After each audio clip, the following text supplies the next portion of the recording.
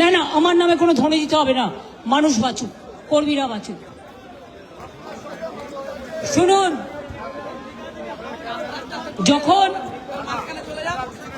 Kalyani express highway তৈরি হলো, আজকে দেখছেন মাত্র 45 মিনিটের মধ্যে আপনারা তৃতীয় ব্রিজ হয়ে চলে যাচ্ছেন রানাঘাট, নদিয়া, ব্যারাকপুর, বড়মার ওখানে।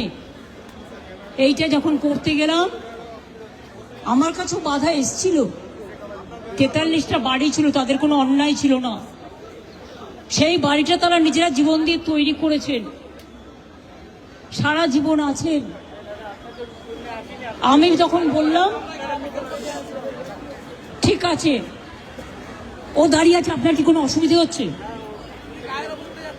গায়ের উপর কেউ ওঠেনি, আপনি তো ওখানে বসে আছেন। সবসময় বাড়াবাড়ি করবেন না। আপনারা আমার বক্তৃতাটাই নষ্ট করে দিচ্ছেন।